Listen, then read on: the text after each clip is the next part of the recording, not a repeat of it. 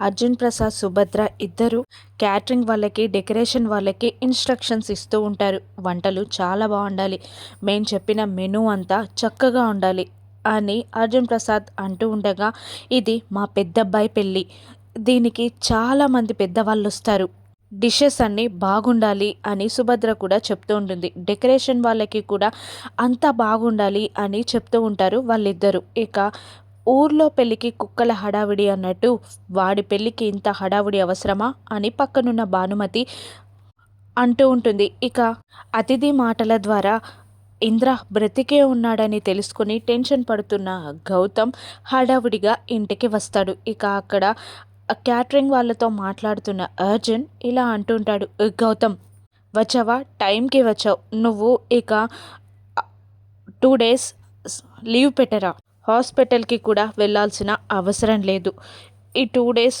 నువ్వు వర్క్ చూసుకోకుండా ఈ పెళ్లి బాధ్యతలన్నీ నువ్వే చూసుకోవాలి, డెకరేషన్ వాళ్ళు ఇదిగో చూడు, ఈ క్యాటరింగ్ వాళ్ళు పని కూడా నువ్వే దగ్గరుండి చూసుకోవాలి అని అంటూ ఉంటాడు అర్జున్. దాంతో గౌతమ్ లేదు నాన్న, నేను అర్జెంటుగా సూర్యాపేటకి వెళ్తున్నాను అని అంటూ ఉండగా, ఏంట్రా ఈ టైంలో సూర్యాపేట ఏంటి, రేపు మార్నింగ్ పెళ్లి పెట్టుకొని ఇప్పుడు నువ్వు వెళ్తే ఇక్కడున్న పనులన్నీ ఎవరు చేస్తారు, ఎవరి వల్ల అవుతుంది ఇదంతా అని కోపంగా అంటూ ఉంటాడు అర్జున్. లేదు నాన్న, నేను ఖచ్చితంగా వెళ్ళి తీరాల్సిందే, అతను చాలా ఇంపార్టెంట్ పేషెంట్, పైగా ప్రాణాపాయ స్థితిలో ఉన్నారు అని అంటూ ఉండగా, నువ్వు వెళ్ళొద్దని నేను అనట్లేదురా, ఆ డ్యూటీ ఎవరికైనా ఇవ్వచ్చు కదా, ఆకాష్కి కానీ ఇంకే డాక్టర్కైనా నువ్వు ఆ డ్యూటీ అప్పజెప్పరా, ఈ పెళ్ళి కూడా ఇంపార్టెంటే కదా అని అంటూ ఉండగా, లేదు నాన్న, అతను నా పేషెంట్, అతని సిచ్యువేషన్ మొత్తం నాకు మాత్రమే తెలుసు, నేనే వెళ్ళి తీరాలి, సారీ నాన్న అంటూ అర్జున్ మాట్లాడేది కూడా వినకుండా పైకి వెళ్ళిపోయి లగేజ్ సర్దుకుంటూ ఉంటాడు గౌతమ్. ఏంటి గౌతమ్ గారు ఈ టైంలో ఇటువంటి పని ఎందుకు పెట్టుకున్నారు అని ఆలోచిస్తున్న అహల్య పైకి వెళ్తుంది. గౌతమ్ గారు ఎక్కడికి వెళ్తున్నారు అని నెమ్మదిగా అడుగుతూ ఉంటుంది. అహల్యని చూసి బాధపడుతూ ఉంటాడు గౌతమ్. ఇప్పుడు ఏం చేయాలో గౌతమ్కి అర్థం కాదు.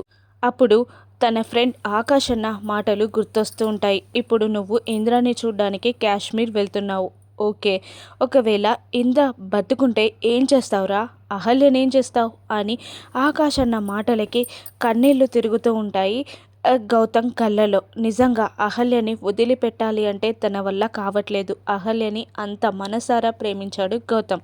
ఒకవేళ ఇంద్ర బ్రతికుంటే ఏం చేయాలా అని ఆలోచిస్తున్నాడు గౌతమ్. మనసు నిండా బాధ నింపుకొని అహల్య వైపు చూస్తూ ఉంటాడు గౌతమ్.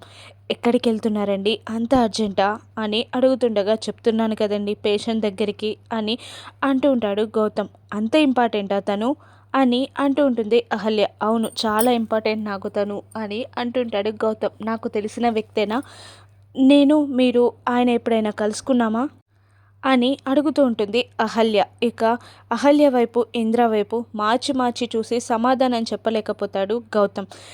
నేను రానా, పోనీ ఆ పేషెంట్కి నా అవసరం ఏదైనా ఉందా, నేను కూడా వస్తాను అని అంటూ ఉంటుంది అహల్య. వదండి, నేను వచ్చాక అన్ని వివరాలు చెప్తాను అని అంటూ ఉంటాడు తన వైపు చూడలేక అబద్ధాలు చెప్తున్నానన్న గిల్టీ ఫీలింగ్తో. ఇక ఇలా అంటూ ఉంటుంది అహల్య. మీరు ఏదో దాస్తున్నారని నాకు అర్థమవుతుందండి, కానీ నేను మిమ్మల్ని ఫోర్స్ చేయను, మీరు చెప్పాలి అనుకుంటే నాకు చెప్పేవాళ్ళే, కానీ మీరు చెప్పలేకపోతున్నారు అంటే మీరేదో మంచే చేస్తారే తప్ప చెడు కాదు. ఇక నేను ఏమి అడగనండి, కానీ ఈ పెళ్లి కూర్చొని నాకు చాలా భయంగా ఉంది, మీరు కూడా పక్కన ఉండట్లేదు, నాకు చాలా టెన్షన్గా ఉందండి అని బాధగా చెప్తూ ఉంటుంది అహల్య. నువ్వేం టెన్షన్ పడక అహల్య, నేను తిరిగి వచ్చాక అన్నీ చూసుకుంటాను అని గౌతమ్ అనేస్తాడు.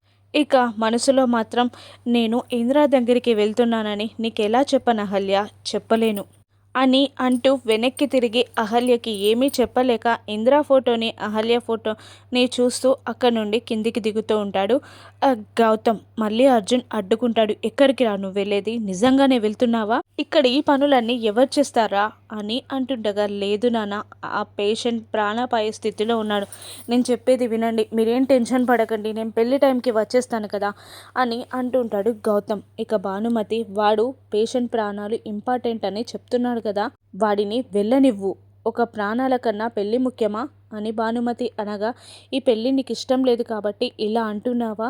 వీడే కాపాడాలి అని ఏముంది, వేరే డాక్టర్ని పంపించొచ్చు కదా అని అడుగుతున్నా అంతే అని అంటూ ఉంటాడు అర్జున్. ఇక పక్కనే ఉన్న అవంతిక, కార్తిక్ ఆ విషయం వాళ్ళకేదో యూజ్ అవుతుంది అని అనుకుని, ఏంటి నాన్న అంటుండగా, రేపు పెళ్లి పెట్టుకుని గౌతమ్ సూర్యాపేట వెళ్తున్నాడు, ఈ పనులన్నీ ఇక్కడ ఎవరు చేయాలి అని అడుగుతుండగా, నేను మీ అల్లుడు ఉన్నాం కదా అని అంటుంటుంది అవంతిక. కార్తిక్ కూడా, అవును మామయ్య గారు, మేం చేస్తాం, గౌతమ్ని వెళ్ళనివ్వండి అనడంతో, థ్యాంక్ యూ బావా, నేను తొందరగా వచ్చేస్తా అని అంటూ గౌతమ్ బయటికి వెళ్ళిపోతూ ఉంటాడు. అహల్యని అవంతిక, కార్తిక్ యామిని చంపాలని చూస్తున్నారని తెలుసుకున్న రాజు పరుగున ఇంటికి పరిగెత్తుకుంటూ వస్తూ ఉంటాడు. గౌతమ్ కార్ బయటికి వెళ్ళడం, రాజు పరిగెత్తుకుంటూ రావడం ఒకేసారి జరుగుతూ ఉంటుంది. కానీ గేట్ లోపలికి వెళ్లకుండా ఒక ఇద్దరు రౌడీలు రాజుని కిడ్నాప్ చేసి తీసుకొని వెళ్ళిపోతారు. అహల్య చీకట్లో కూర్చొని ఏమీ తినకుండా బెడ్కి ఆనుకొని గౌతమ్ గురించి ఆలోచిస్తూ ఉంటుంది. సారీ గౌతమ్ గారు,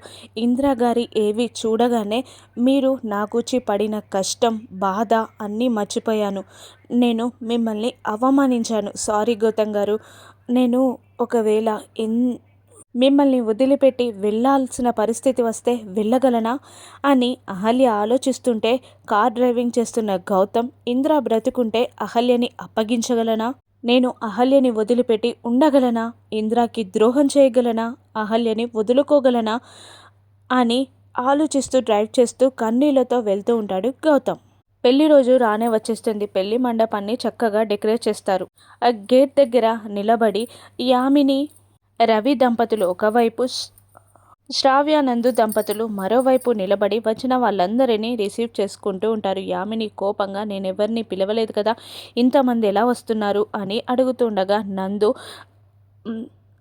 అతిథి పిలిచిందమ్మా, రాత్రంతా ఫోన్లు చేస్తూనే ఉంది అని అంటుండగా, జరగని పెళ్లికి ఎన్ని పిలుపులెందుకో అని యామిని అనుకుంటూ ఉంటుంది. ఇక ఆ అహల్యని వాళ్ళు చంపారా లేదా, ఇంకా న్యూస్ బయటికి రాలేదు అని అనుకుంటూ ఉండగానే అర్జున్ కార్ వచ్చి అక్కడ ఆగుతుంది. అందులో నుండి అర్జున్, సుభద్ర, భానుమతి, అహల్య కిందికి దిగడం చూసి అహల్యని చూసి షాక్ అవుతుంది. ఇది బ్రతికే ఉందా, ఇంకా వాళ్ళేం చేస్తున్నారు అని అనుకుంటూ ఉంటుంది యామిని. ఇక ఎలా ఉన్నారు, అదితి రెడీ అవుతుందా అని అర్జున్, సుభద్ర పలకరించగా, మాకిష్టం లేకపోయినా మా కూతురు పెళ్ళి మీరు చేస్తున్నారు కదా అని యామిని వెటకారంగా అంటుంది. అప్పుడు అర్జున్ ప్రసాద్, లేదు, మా వల్ల మీకు అన్యాయం జరిగిందని న్యాయం చేయడానికి అతిథి ఇంద్రాని పెళ్లి చేసుకుంటాను అంటే మేము ఒప్పుకున్నాం అంతే అని అనేస్తాడు అర్జున్. సుభద్ర కూడా సైలెంట్ అయిపోతుంది. వాళ్ళు లోపలికి వెళ్ళగానే అవంతిక, కార్తీక్లని పక్కకి పిలిచి, ఏం చేస్తున్నారు మీరు, ఒక్కరిని చంపలేకపోయారా అని అడుగుతుండగా,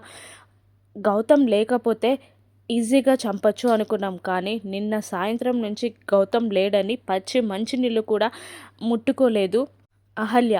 ఈరోజు నేను ఇక్కడే దాని దినకర్మ జరిగేలా చేస్తా. ఇవి పెళ్లి మండపం కాదు, దాని చావుకి వేదిక. అవి పెళ్లి డప్పులు కావు, చావు డప్పులు అని అవంతిక, కార్తిక్ యామినిని అంటూ ఉంటారు. మరోవైపు కాశ్మీర్ చేరిన గౌతమ్ అక్కడున్న ఆఫీసర్తో, నేను ఇంద్రనీల్ తమ్ముణ్ణి మొన్న అతిథి కలిసిన హయ్యర్ ర్యాంకింగ్ ఆఫీసర్ని కలవాలి అంటుండగా, ఓకే అని గౌతమ్ని తీసుకెళ్తూ ఉంటాడు అతను. ఇక అతిథి ఎక్కడ అని శ్రావ్యని అహల్య అడిగి అతిథిని కలవడానికి వెళ్తూ ఉంటుంది. ఎలాగైనా ఇంద్రగారు చనిపోయారన్న విషయం అతిథికి చెప్పి ఈ మ్యారేజ్ ఆపేయాలి అని అనుకుంటూ ఉంటుంది అహల్య. అసలు బ్రతికున్నది ఎవరు, ఇంద్రానా? గౌతమ్ ఎవరితో మాట్లాడతారు? అహల్యని చంపాలని చూస్తున్న అవంతిక, కార్తిక్ ఏం చేస్తారు? అహల్యని గౌతమ్ కాపాడుకోగలడా? రాను ఎపిసోడ్స్లో చూద్దాం. Thank you for watching.